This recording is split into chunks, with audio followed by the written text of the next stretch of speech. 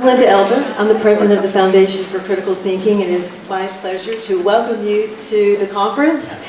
We are celebrating the 33rd Annual International Conference on Critical Thinking and Educational Reform. And what that means is that we were born 33 years ago, so we celebrate our 33rd anniversary at today's conference. So that means 33 years of working toward the advancement of fair-minded critical societies. I'm going to make a few announcements, and then I'll turn the program over to our founder, Dr. Richard Paul. I'd like to begin by talking a little bit about who you are, who we are. You saw our video, most of you, as you were coming in, so you already have a sense of this. But there are about a little over 300 of us here today, or this week, and 159 of you are in groups. So that means you're going to be going back and working together to advance your thinking and critical thinking. And for those of you who are the Lone Rangers, well, we applaud you as well because you're working alone. So there are also about a third of you are previous attendees, or your institutions are previous attendees, or we've been to your institutions. So that is a very large number, and this helps us bring those of you who are new into the work at a deeper level. 148 departments are represented in this little over 300 people. So you have a sense of the diversity of our group. And we have 38 states in the United States are represented. Most of us are from colleges and universities, but we also have people here from K-12, government, business, military, the police, nonprofit groups, and you'll see a lot of people walk around who have a name tag that says individual, and those people I find especially interesting. Most of them are also from one of these groups.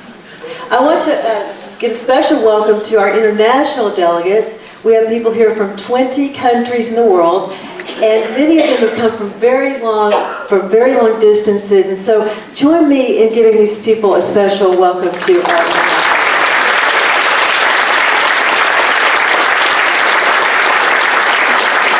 Now, in terms of announcements, you have a name badge. We'll be wearing these when we're not presenting.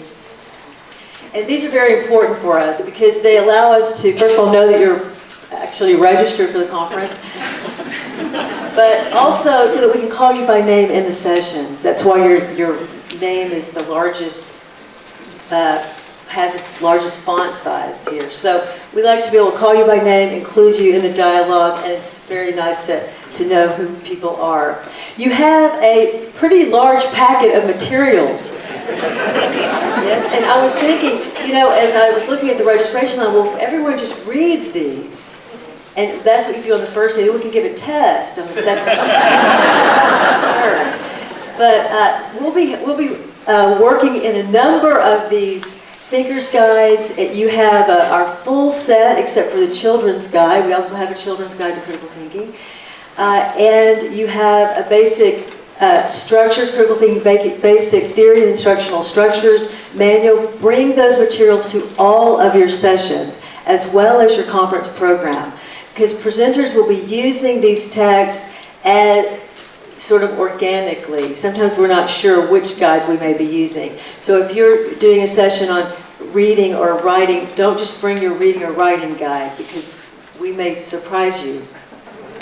I would like for you to take out your conference program and to just walk you through a few of the pages now so that you have a sense of what is here, and then you can go back later as you have time, spend more time with this. There is a lot in this, and so if you will start by just turning to page 2, see a picture of Socrates. We'll start with Socrates. We think of our work very deeply connected to the work of Socrates, to the Socratic method, to the Socratic philosophy. So we honor Socrates at this year's conference for his contributions to the concept of fair-minded critical thinking. And then you see the table of contents on page 3, and flipping forward to page 7, you get an overview of the conference, the types of conference sessions that we have this year. So we have focal sessions. You've already signed up for those. We assume that you'll be attending the ones that you've signed up for. If you'd like to change, let us know. We'll see if we can make that happen. We've got the right number of chairs for the rooms, given what you've told us. So then we have concurrent sessions on Wednesday and roundtable discussions. And then we have the Bertrand Russell Distinguished Scholars Series, which we started last year, and I'll talk a little bit more about that in a few minutes. So turn to the next page, and you get conference at a glance. You have the pre-conference on the left, and we've already done that. And so those of you who came will be getting a jump start in terms of the theory, and you'll be helping the new people come on board in terms of their learning and bringing them into the work. So then on day one, you see the plan for the day, reading across. We're at the keynote here, and then we're going to go into focal session afterwards. Day two, you see on page 9, morning sessions, afternoon sessions, and then we'll have a lecture by Dr. Elizabeth Loftus, who is our Bertrand Russell Distinguished Scholar this year. We started the Bertrand Russell Distinguished Scholar Series last year. We intend to continue this into the future. And the idea is that we are acknowledging the contributions of thinkers to the conception of fair-minded critical societies. This year we honor Dr. Elizabeth Loftus.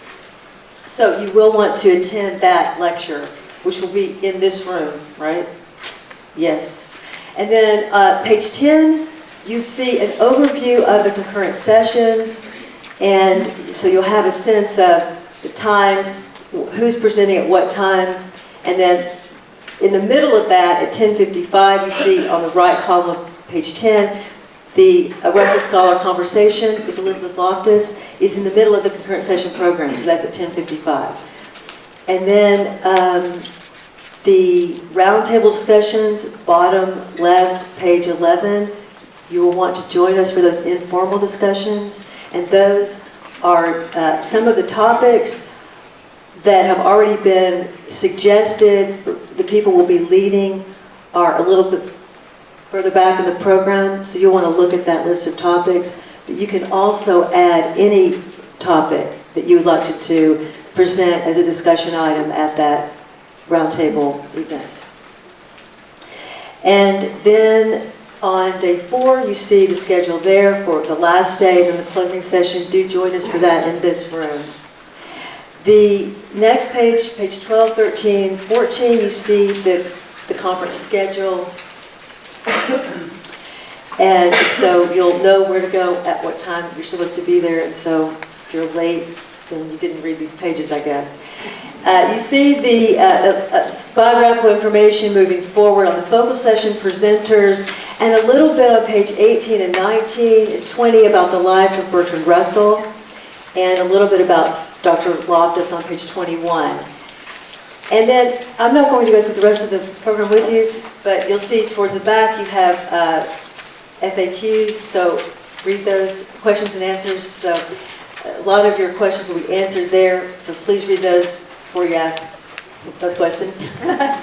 You know what they are. So that's the conference program. And now, let me just make a few more remarks, and I'll turn this over to Dr. Paul. We live in a world in which, unfortunately, half the world's population lives in absolute poverty, in which people and other sentient creatures across the globe suffer unnecessarily, appallingly, and in many cases, unrelentingly. We live in a world in which the powerful, selfish, critical thinkers systematically exploit the vulnerable, naive thinkers, while these vulnerable, naive thinkers continue to keep the faith in their authority figures and keep them in their political positions of power. We live in a world in which the unbridled thirst for money through a capitalist worldview is largely encouraged and applauded, whatever the damaging consequences for people's lives, or again, for other sentient creatures, and for the planet. We live in a world in which our rights are increasingly denied us, our right to privacy, our right to freedom of speech, our right to live our lives according to our own choosing, and in which, again, the people acquiesce. We live in a world in which more and more and more laws are thrust upon us, and we placidly accept the oppression that often accompanies these laws. We live in a world in which brutality to people is inflicted by our own governments in many places across the world. We live in a world in which we allow the largest and most powerful country in the world to spy on seemingly everyone on the planet without reprisal. It seems we would rather kill the messenger than listen to the message. We live in a world that is in many ways dismal, especially given that all of these negative realities need not be. Most of them are human created by human thinking. At the Foundation for Critical Thinking, we envision a very different kind of world from the one we live in now. We envision a world in which individual rights are upheld and in which we work together to create reasonable ways in which to live peacefully across the world and in every community. We envision a world in which the concepts and principles of critical thinking are placed at the heart of everything we think and everything we do, in the professions, in the disciplines, in our intimate relationships, in every part of our life. We envision a world in which the emancipation of the mind is a core human value. We envision a world in which intellectual virtues are systematically cultivated and encouraged throughout all of human life. Whether and to what extent we cultivate critical thinking in the long run is a question to be answered well into the future. But we are living in the here and now, and it is in this time in history that we can make our contribution, that we can make our mark. We applaud you for being here and being part of this movement towards a better world. There are a little more than 300 of us here. If each of us influences just 100 people, we can collectively influence 30,000 or more people, if I've done my math correctly. And if those 30,000 carry the message forward, then the numbers grow. And they are growing. Together we can change the course of human thought and human action.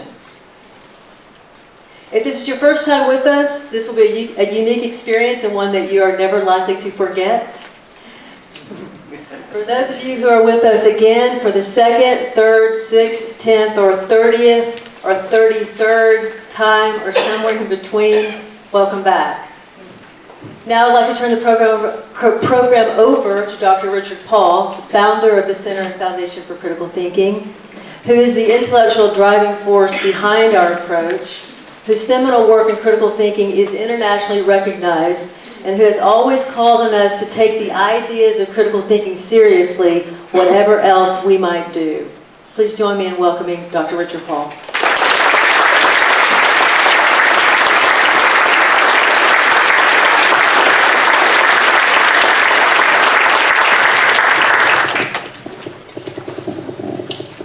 Thank you, Lynn. The title of my talk, insofar as it has a title, is The Historicity of Critical Thinking. Critical thinking increasingly has a history.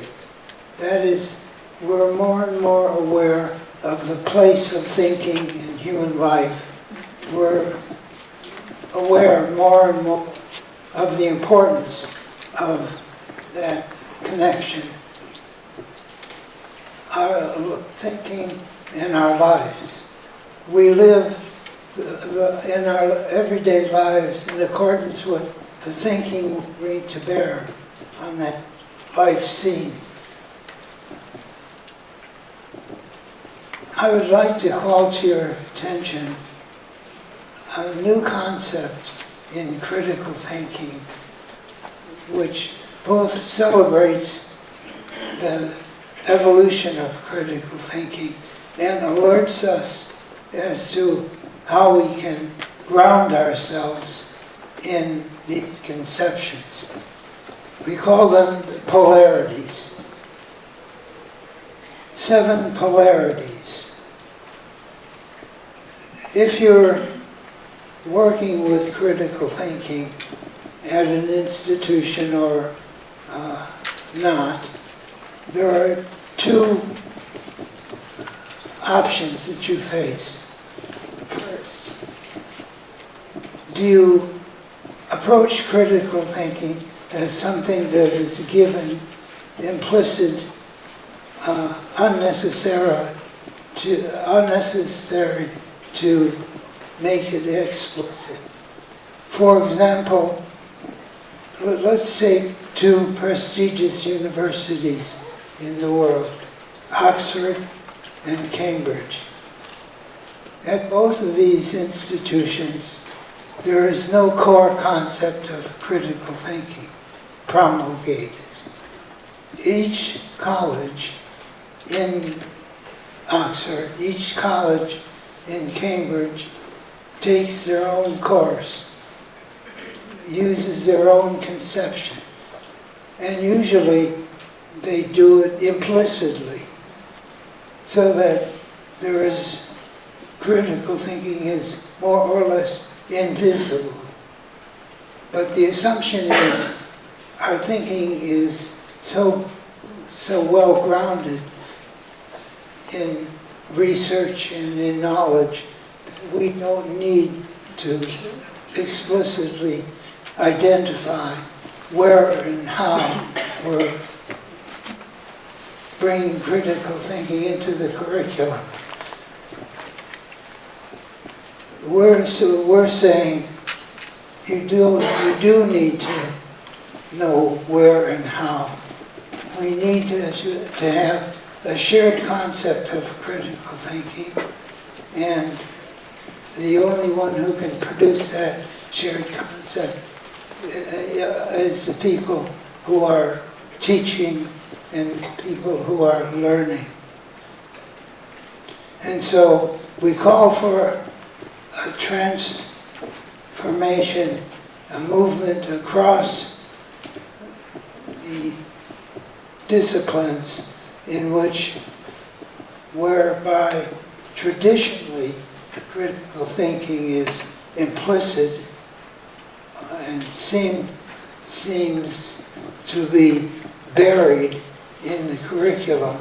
We bring it out in the open. We design our classes so that the words critical thinking are salient in the descriptions of what we're doing. And the students not only know that we verbalize critical thinking, but because we make it explicit, they can orient themselves to it more particularly. So, choice. Critical thinking taught implicitly, critical thinking taught explicitly. We're saying it should be explicit. So you can ask yourself at your campus, at your institution, how explicit, how public, how open is the concept of critical thinking. Secondly, critical thinking is being developed in each discipline. Every field of thought, every research project is produced by specialists. So at the University of California at Berkeley, where we are now, there are over 100 academic departments. And in these 100 departments, they are run by specialists. And the specialists, when they articulate critical thinking in keeping with the language and the emphasis and the conceptions of their particular slice of knowledge. We say, well, we recognize that this will continue to be the case, and there will be more specialized fields that are founded. But we want to then say we need global concepts so that we can move across the curriculum with these global concepts, and through moving across the curriculum with it, we give every student a global orientation. Some of the concepts that are global are, first of all, the concept of critical thinking itself. We should, all of us, be ready and willing to explain, by definition,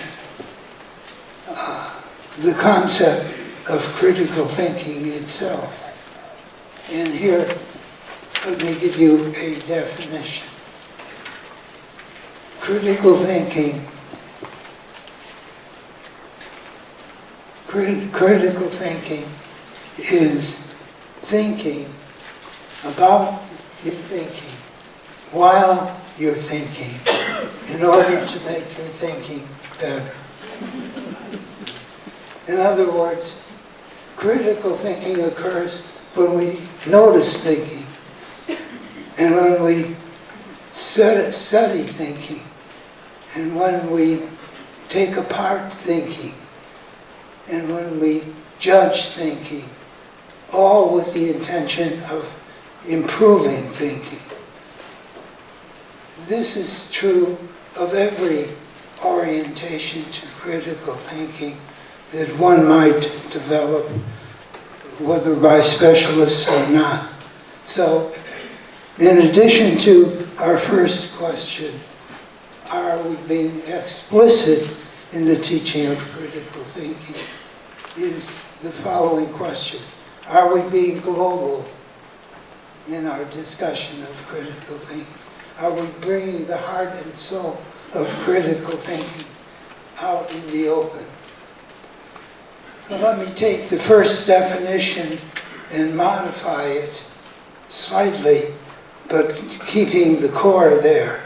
And it is this: critical thinking is the art of analyzing thinking, evaluating thinking, and transforming thinking as a result, so that we explicitly own the fact that critical thinking must be lead and involve analysis, evaluation, transformation. So I take my thinking and I take it apart analytically. I take those parts and I assess them intellectually. And then on the basis of that, applied to the issue that we're working with, I reconsider my conclusions, I reconsider my beliefs, I reconsider the theory we're using in order to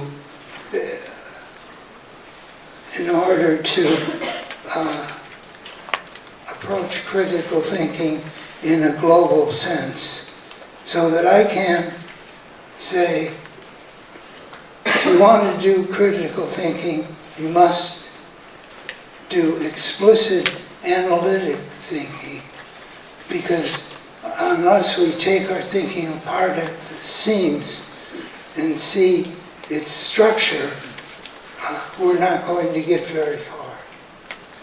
So, what are some of the intellectual constructs that enable us to take thinking apart?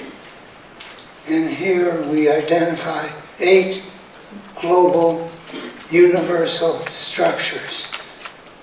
Whenever I'm thinking about thinking, I ask myself, what is my purpose? What is my goal? What am I trying to accomplish in my thinking? Secondly, what is my purpose? And what do I want to accomplish leads me into asking the question, what issues does my thinking focus on? Not only what is my purpose, but what's the question at issue? What is the problem that we're focusing on at this particular point in time? So, 3 analytic questions. What is my purpose? What is the questions that I'm asking? And thirdly,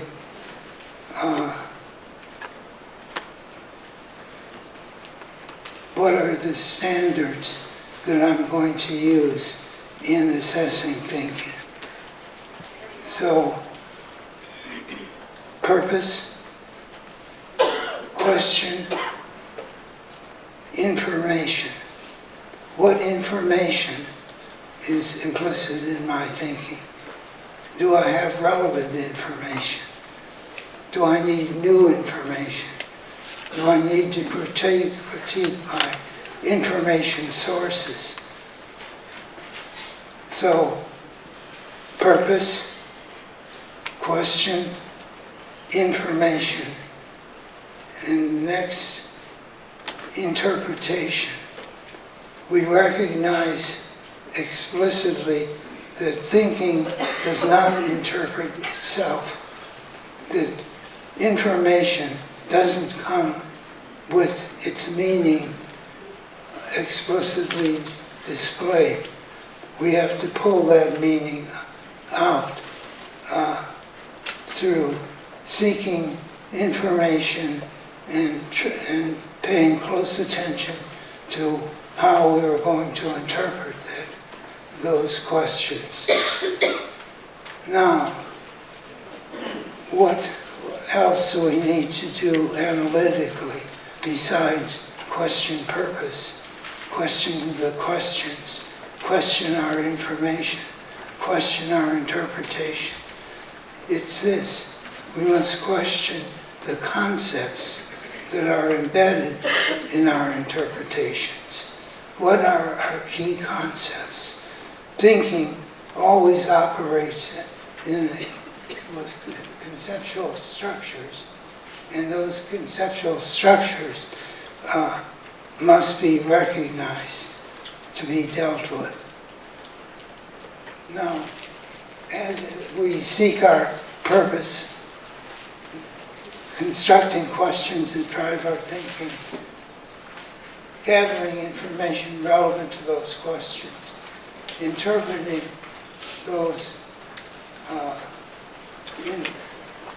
conclusions, conceptualizing the thinking that we're working with, what comes next, as it were.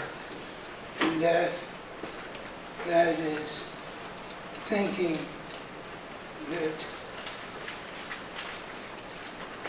has implications and consequences.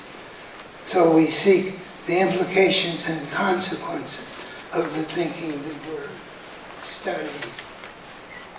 But what happens in thinking while we're interpreting thinking, gathering information, assessing it?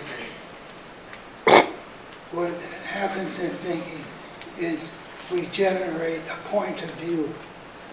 We generate a way of looking at things. And the way of looking at things penetrates all the parts of our thought. Our purpose affects how we see things. The questions we ask affects how we see things. The interpretations we come to affects our thinking.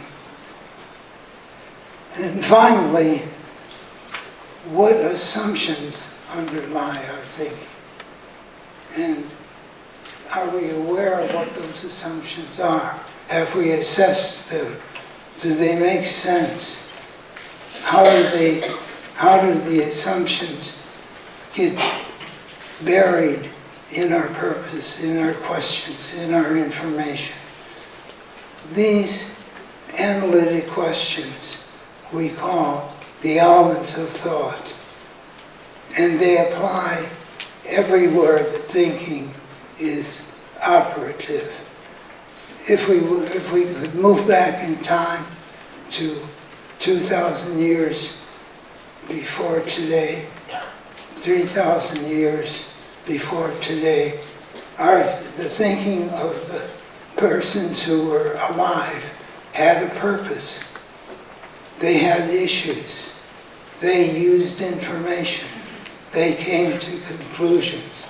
They interpreted the conclusions. They considered. They had a point of view, but they didn't have these explicitly. So global structures are essential, and those structures are first analytic constructs. But once we take thinking apart analytically, what do we do with it? And the answer is we judge it, we evaluate it. Evaluation must occur at every structural level. We must evaluate our purposes, we must evaluate our questions, and so forth, for the following intellectual values: clarity, accuracy, precision, relevance, depth, breadth, logicalness, significance, fairness, so that at any point in time we can ask ourselves, am I being clear? Am I being accurate? Am I being precise? Am I being relevant? And asking these questions, you're bringing universal intellectual values into your thought at the evaluative level. And then finally, having taken our thinking apart at the seams, using the elements of thought, evaluating those elements using intellectual standards, we now reconsider our conclusions, reconsider our thinking in the light of the analytic evaluation we've conducted. So now step back to the concept of definition and see if we have it more intelligibly in our mind. Critical thinking is the art of analyzing and evaluating thinking with a view to improving it. Here we notice that creativity is implicit in at every dimension of criticality that we are participating in. And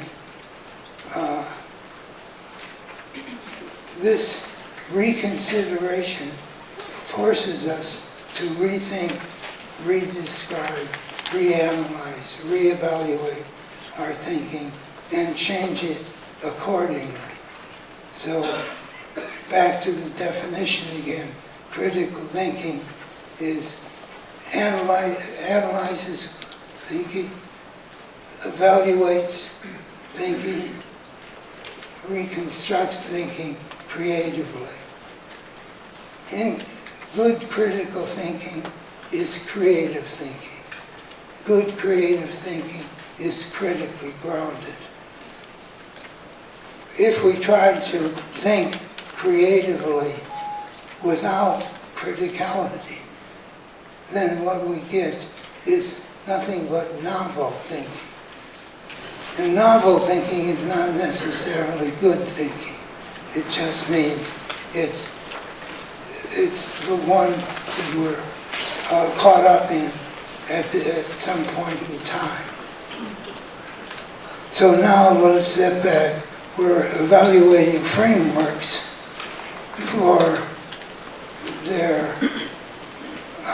for our approach, and we now have two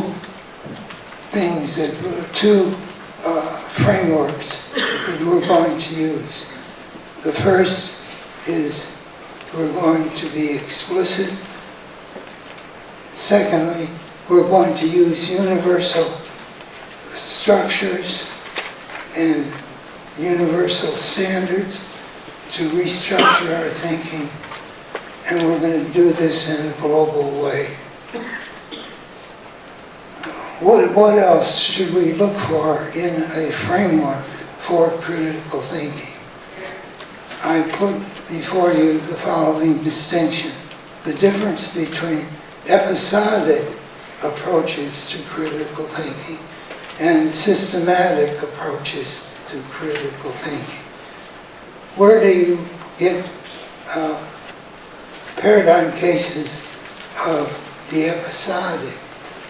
Well, you see this paradigmatically in boxes that occur in textbooks. And on the top of the box, it says, critical thinking problem.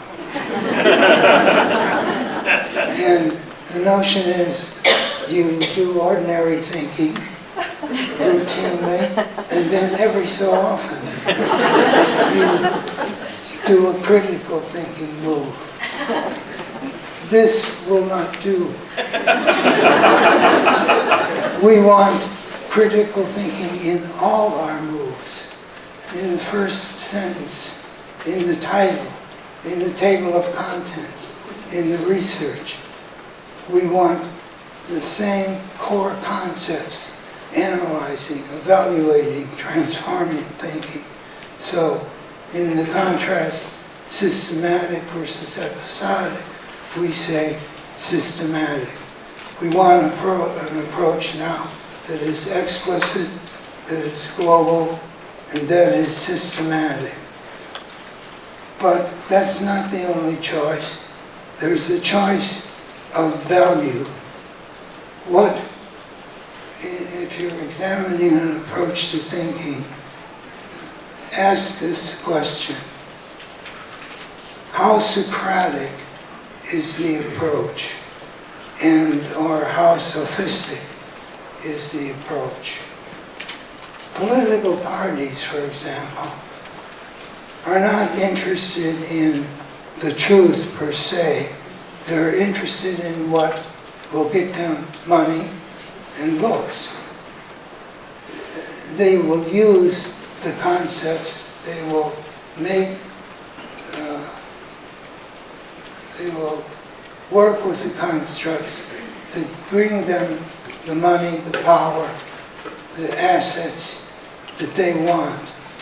And when we teach students how to win, how to make money, how to gain power, and we do this without respect for the rights and needs of the people involved, we have then a sophistic approach as against a Socratic approach. And so we say yes to Socrates, no to the sophistry. So, what questions do we have?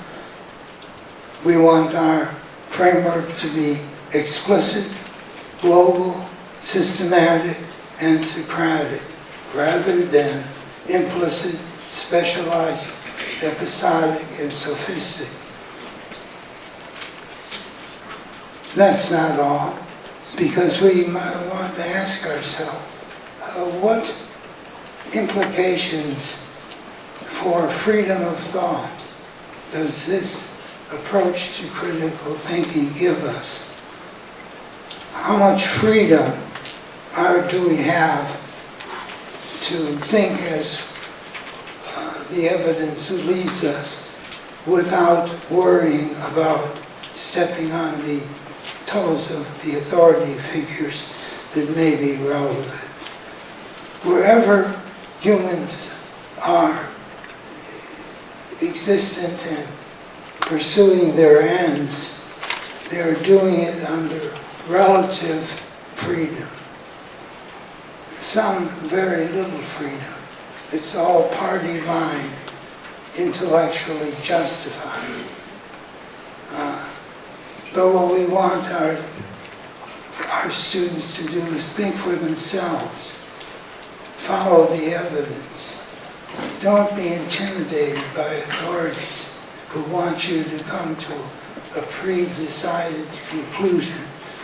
So we want freedom for our students rather than constraints, masks, covers, punishments. So now, where are we? We have, in our approach, an emphasis on explicit, global, systematic, Socratic, and liberated thought. There are two further criteria that I would call to your attention. The first is the distinction between an approach that is in technical, bureaucratic language and an approach that uses ordinary language, French, English, Polish, whatever natural language we speak, we want that natural language to be used in our thinking rather than to try to think in technical, bureaucratic ways. And so we say yes to ordinary language, qualified no to technical language. Technical language where we can't avoid it, but natural language wherever we can. This morning I'm speaking to you in ordinary English. I'm drawing some distinctions, but the distinctions should be reasonably intuitive to you. You don't know one approach owns critical thinking or how to give voice to it. Final distinction to look for: integrated versus fragmented. Many approaches to critical thinking give you lists of critical thinking concepts. Do this, don't do that. But they don't integrate across the list with key concepts that tie the list together. To the extent that they are so structured, they are fragmented and do not represent our best thinking. So what we want? An approach to thinking, and this is a question we want to put to those who say, here's the best way to approach critical thinking. We want the approach to be explicit, global, systematic, Socratic, free, built in ordinary language, and integrated across disciplines. And you say, well, it will be very difficult to do all of these things simultaneously. Well, then don't do them simultaneously. Do it sequentially. But make sure that your lists are transformed from lists, in most cases, into circular, nonlinear representation. So you'll notice that again and again we use circles rather than lines and items. With the circles, you can begin anywhere. So let's step back to the analytic dimension of critical thought. I began with purpose, but I could have begun with point of view. I moved to questions, but I might have moved into data and information. information. I moved then to interpretation, but no need for interpretation to come at any one point. It might come as number one. So, how do I do critical thinking? What do I do first? What do I do second? What do I do third? These are the wrong questions. They're the wrong questions because they're attempting to proceduralize critical thinking. And critical thinking is not based on a procedure. It's based on intellectual structures that can be brought into thinking at any point in time that one chooses to. So, in discussing an issue with a person, I might notice first there's a key concept that they're using. Or I might notice that the first thing they're doing is making inferences about the data that need to be questioned or that I care to question. And I can start any place I want with any of the elements that seem important to deal with. And I deal with them to the extent that I need to. So I may, in working with a line of thought, I may emphasize the point of view that is embedded in that line of thought. And that may be the first and most important move that I make in approaching this particular line of thought. So, what we're looking at here is becoming critical about your choice of frameworks. And we're saying, make sure that you check it, at least at these 7 things. Is it explicit or is it implicit? Is it global or is it specialized? Is it systematic or is it episodic? Is it Socratic or is it sophistic? Is it relatively free or is it constrained, limited? Is it expressed in ordinary English, ordinary French, ordinary German, ordinary Japanese, and so forth? Or is it expressed in a technical language? And finally, is it integrated or is it fragmented? Now, all of what I have been doing up to this point is discussing issues, new issues in some cases, in the field of critical thinking. But we're concerned in critical thinking not just with thinking. We are concerned in addition, and we might almost say more importantly, we're interested in the thinker. If you're going to do critical thinking, you have to do it for yourself. And you must develop your mind in the direction of clarity, precision, depth, fairness, significance, logic. You must bring these standards into your life and work with them, developing your thinking. And we're going to call this developing a personal narrative. And let me remind you of what I said was the title, The Historicity of Critical Thinking. That means, amongst other things, that it exists in your mind in a personal way. It transforms your decisions.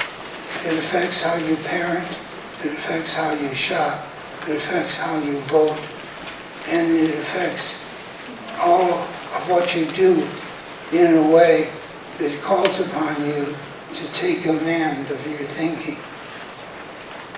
And to lighten up this talk, I'm going to call on the fellows, each of them, to share an answer to this question. In the last year or two in my history as a thinker, this is the impact that critical thinking has had on me. This is how I'm thinking now. This is how I was thinking a year ago, 2 years ago. And here are some of the more important changes that are occurring. In other words, you are beginning to take ownership of your own mind. And you become your own historian. But it's the history of your intellect and of all connected structures. For example, it's connected with your emotional life. And it's connected with what you're committing your time and energy for. Who are you as a thinker? Have you ever written about critical thinking based on your own personal decisions? So let me call on Gerald Nosich first to share something of his personal narrative. And Gerald, I turn the mic over to Gerald, and we'll hear a bit about Gerald's perspective.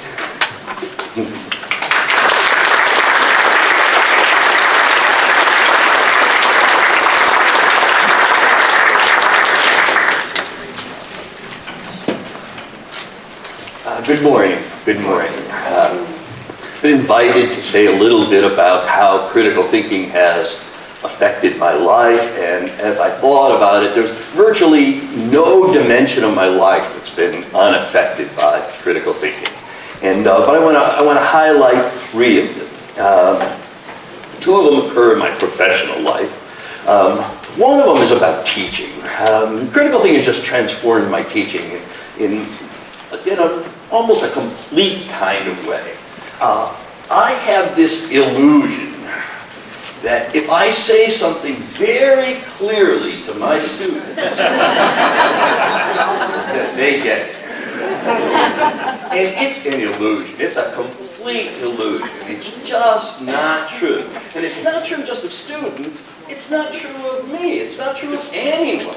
If you say something in your discipline to me, I'll listen and I'll believe I understand it, and I might be able to say your same words back to you or elaborate slightly, but I really don't get it. And I don't get it. I probably couldn't give an example of it on my own or elaborate more fully or tell the implications. And so it just changed my whole view of teaching from, it's not even sage on the stage, it's just the idea of how you communicate.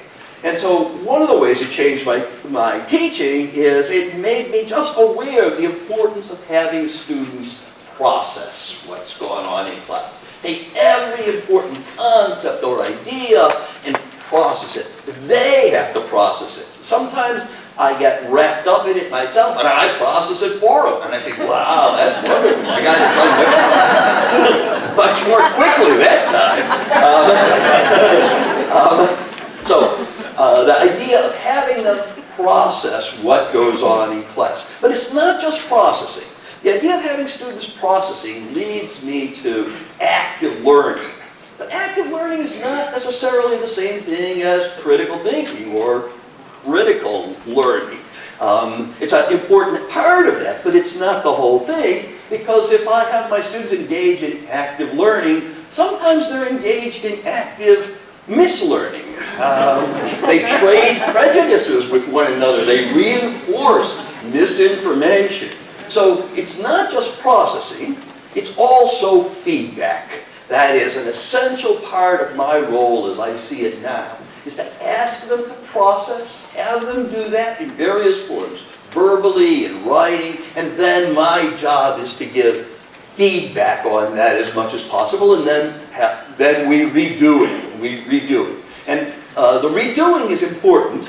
Of course it is. But the redoing is important because my belief is that one of the things that gets most in our way as teachers of critical thinking is our own expertise. Our own expertise in our disciplines and in teaching, I think, is a major impediment for us. Because all the moves that we make in our minds after our years of training and thinking about it, those moves just seem so natural, so obvious, so clear, so unarticulated, that it's very difficult, maybe impossible, for me to get back to a place where none of those moves seemed obvious to me at all. And so sometimes I will take a concept in philosophy, say utilitarianism, the greatest good for the greatest number, and I'll have my students work through it and talk about it in class, and I get a good solid feeling, they process it, they come up with their explanation. Well, the next class and the class after, I will just say things like, well, if you just consider a utilitarian approach to this, well, you'll find that, and it's as if I believe, oh, they've got utilitarianism now.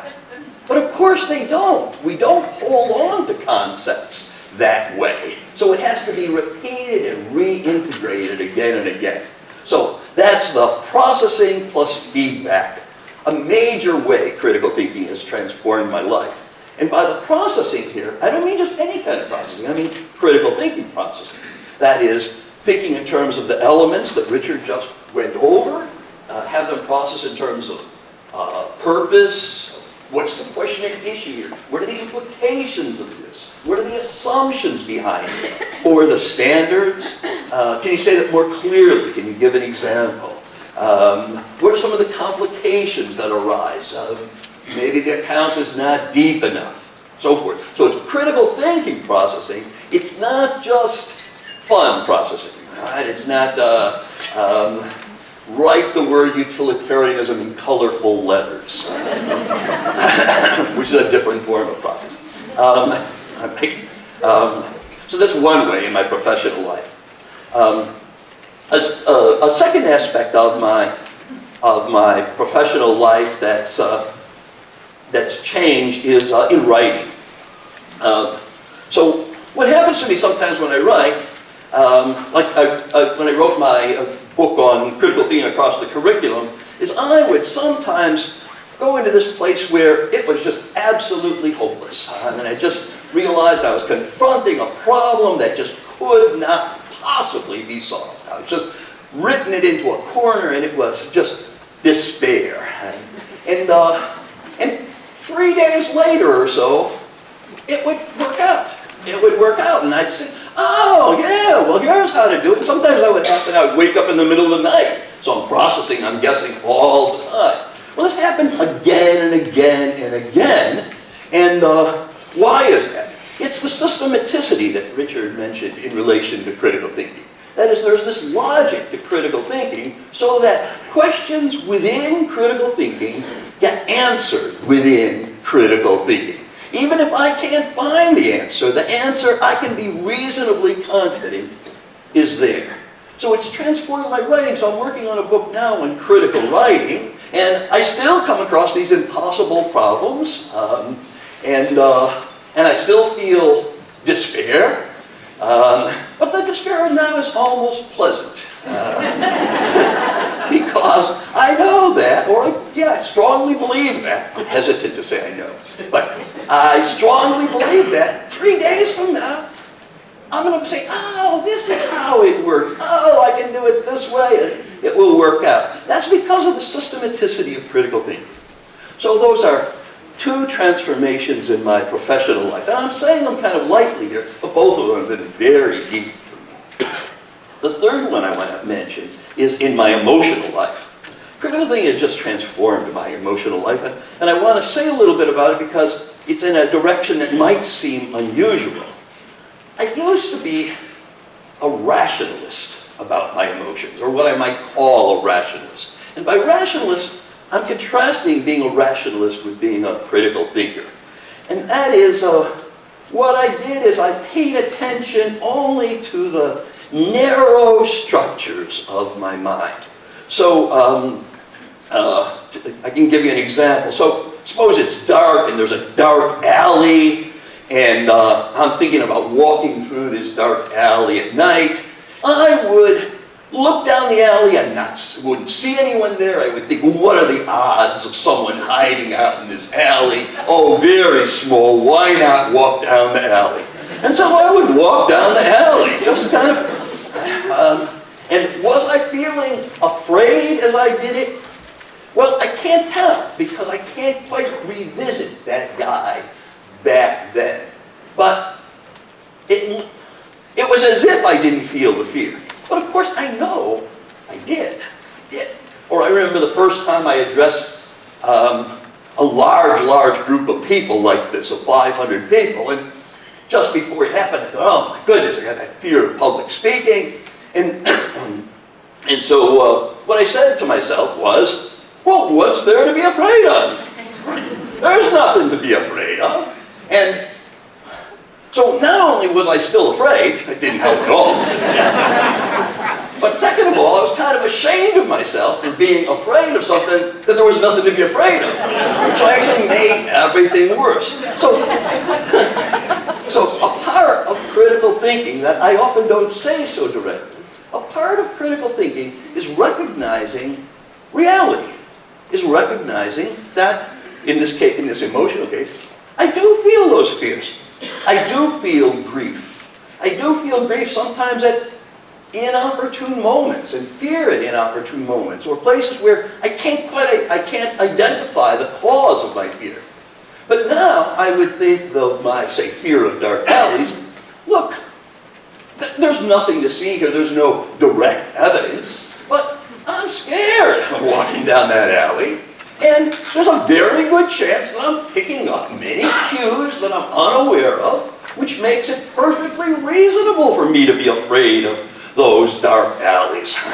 I know full well that we get information all the time that we're unconscious of, and our emotions process that, sometimes inaccurately, but oftentimes accurately, without my knowledge. So part of critical thinking for me is coming to terms with my emotions, recognizing them for what they are, allowing myself to feel despair in such a way that now it's actually sometimes pleasant, bizarrely. And another way of saying the same thing is that it seems to me that a major thing of what a good therapist does, what a good social worker does, is the social workers engage in critical thinking with the client. So, I no longer have any thought of how that critical thinking is divorced from emotions. In fact, now I've gone to such a degree that I can't even imagine how anyone ever thought that in the first place. As far as I can tell, that's Plato who did that. And I can't see how he could have thought that you put these emotions off to the side. You just use a narrow conception of the mind. Anyhow, those are three ways critical thinking has transformed my life. And as I say, I'm presenting them to you lightly, but each one of them has a depth to it in my life. So, thank you.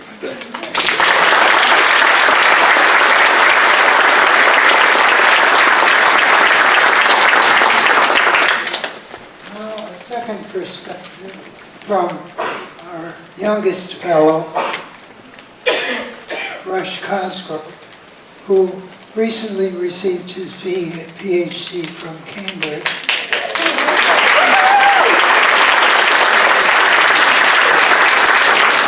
So we'll expect some deep Oxonian thoughts.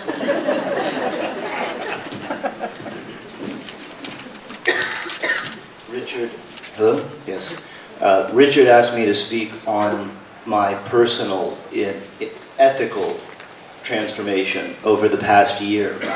And I am hesitant as being held up as an example of intellectual virtue. So instead, I will emphasize the process, the intellectual work that I have done in order to change my habits in ways that others have seemingly appreciated.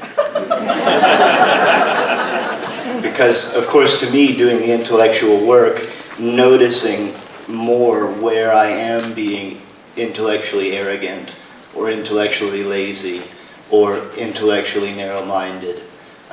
So it somehow feels like I am less virtuous because I'm thinking about all of these issues. I want to be brief, so I will jump to the heart of the change. I recently spent 5 years in England, as was mentioned, and it was the first time that I lived in a place where I routinely and habitually faced poverty and homelessness on a daily basis. And seeing that, being alone, being independent for a long time, let me see the negative consequences of intellectual narrow-mindedness. I was walking in white bow tie tuxedos past people who couldn't eat, standing outside of shops selling $1,000 suits and $400 gloves, right next to huge castles with massive walls to keep out the homeless. And that disturbed me. And I realized that though it may not be directly possible to cure poverty, cure homelessness, cure these ills, we can at least be patient with each other. We can at least extend ourselves as much as possible.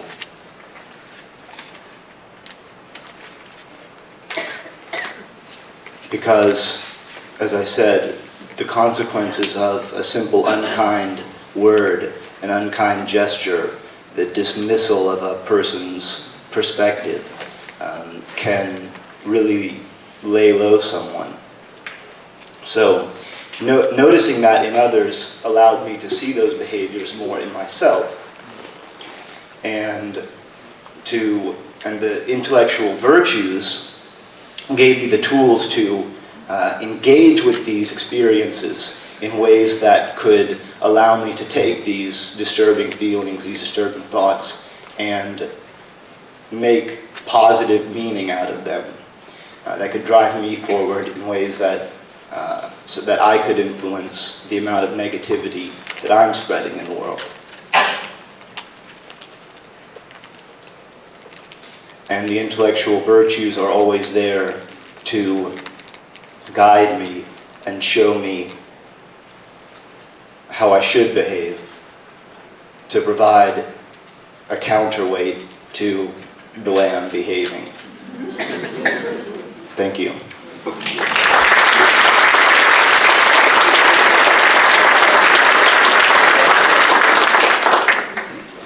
Now, one last perspective, since the time is moving on.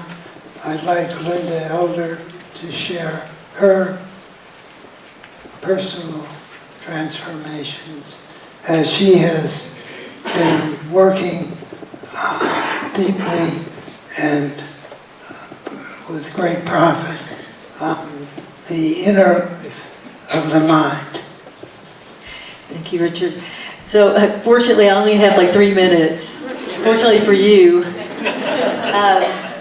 Yes.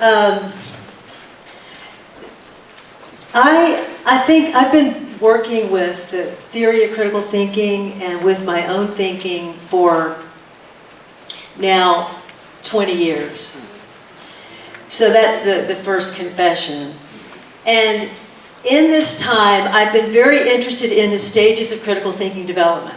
How do people proceed through the stages, truly? How do we move from the point of saying, I'm an unreflective thinker and I don't really know what my thinking is doing, to, wow, there's a lot here in critical thinking, and there's a lot that I can apply to my thinking, and I can see right away that I could improve if I applied these standards and if I applied this theory. And so I'm going to take up the challenge, and I'm going to begin somewhere. I'm going to try this. And that seemed pretty easy, and I did that fairly quickly in the beginning. But then the challenge from there became much harder. And so in the early days, what I can see is, first of all, learning the theory was, well, it was difficult enough, but not too difficult. And then learning to apply the theory to social, economic, and political issues, I found pretty easy to do. So I thought, well, this is working, so I'm progressing as a thinker. I could see immediate changes, improvements in my life. But fairly quickly, and I mean within a year or two, I could see that there was something else. That there was something else that I was missing. Because I had the theory, and I was getting better and better at explaining the theory, and I can do backflips in terms of the theory, but what about the way I'm living my life every day? And so there was this nagging sense that, Linda, you're not really taking this seriously. And then this was became connected over time to the concept of self-actualization, which also I find intriguing. So I remember as a student of psychology thinking, well, self-actualization, so I guess if I live long enough and I keep growing and I keep learning, then I'm going to reach that point. I was counting on that. And then I realized that you don't even know what it is. So you have to figure out what it is first if you're going to achieve it. And I started taking this concept seriously. So self-actualization means that, in my words, I'm self-fulfilled, I am happy, I'm living a happy life, I am disciplining my mind. I think that would have to be there. I live in a spontaneous way, and these are really Maslow's ideas, right? But in thinking about this, I kept wondering how I was going to reach this point. And I was justifying a lot of thinking, a lot of pathological thinking, by saying, yeah, but you're good in all these other ways. So do you really have to deal with that part of yourself? And I was increasingly talking about the theory of egocentricity and sociocentricity. These are concepts I like a lot. And I like them a little too much because I engage in them a whole lot. So it's a question of not knowing so much what it is, but how do you stop yourself from doing it? And remember in my opening remarks or my comments on Richard, I said, he has always asked us to live the ideas. From the very beginning, he said, we have to create concepts that help us live better. So then I was saying to myself, well, what am I doing then? Am I really improving the thinking in the way that I want to be improving? And am I going to ever achieve self-actualization? And I realized that the real problem was that I am a neurotic person. and I'm highly neurotic in certain ways. And I'm very rational in certain other ways. Okay, just so you know, that hopefully you won't experience this yourself. But what I was saying is that I am the kind of person who torments myself. Now, you may not be like this. And I torment myself in ways that are simply going to always get in the way of my being a happy person. So I can contribute, I can keep fighting this good fight, I can help other people learn and develop, but am I really applying this to myself? And all along I have said, as Rush has said, I've got to reach toward these intellectual virtues. I've got to. Otherwise it's just hypocrisy. I may as well just stand up and say, I'm not really doing these things, I'm just telling you to do them. Okay. So I started looking at my thinking and seeing that I had to do certain things that to intervene in thinking. And there was something else, a moment of revelation. About a year ago, I had a great falling off in my personal life. I did some things that I never could imagine that I would do after studying critical thinking for 20 years. And so I could, as many people would do, rationalize those things, give you all the reasons why I was justified in those things, or I could face them and say, is this really the way you want to be living your life? And I realized that I had to do something that's different. And the thing that I've done that's different is I disallow certain thoughts now. And I am aggressively attacking any neuroses that I see in my thinking. And this is connected, by the way, with the work of Albert Ellis and rational motive behavior therapy. And he really has contextualized critical thinking beautifully for those of us who are neurotic. And what he says is, he reminds us, and all of this stuff tells directly with critical thinking, is that you are creating your ideas. Every idea you have in your head, you are creating right now. So any negative thought from your past or anything your parents did to you that you'd like to dredge up and live over again, he says, no, you're deciding to do that every time. You're not having an automatic memory pop into your head. You're making an active decision. And I thought, now I am going to just take that one idea seriously. And I mean seriously. And that means that every neurotic thought gets dealt with. No more shoving under the rug, no more pretending it's not there, but what are you going to do to deal with it? And one final thing I would say is that in the process of doing this, I've been creating more analogies for myself.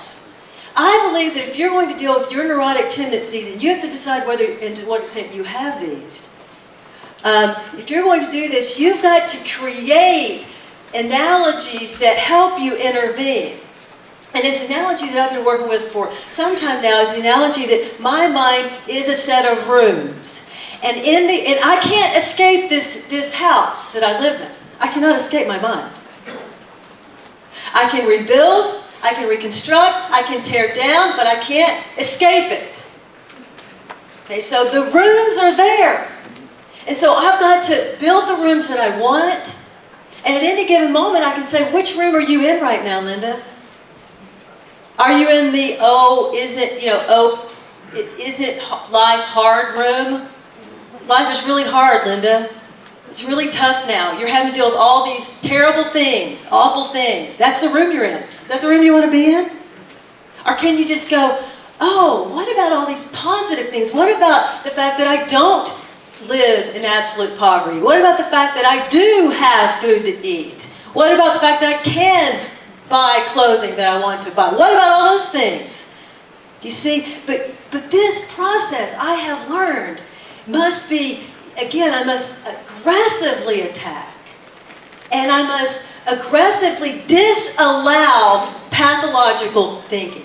So that is where I am with my thinking, and more to come in my sessions.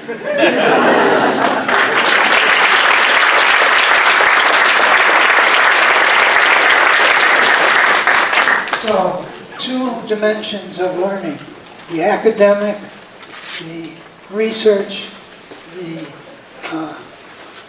deep analysis and assessment, all of the tools of critical thinking. They're here for you to study and to internalize as you see fit within your personal narrative, within the world that you're creating and modeling for your students. And now on to the rest of the conference. Yes. Thank you.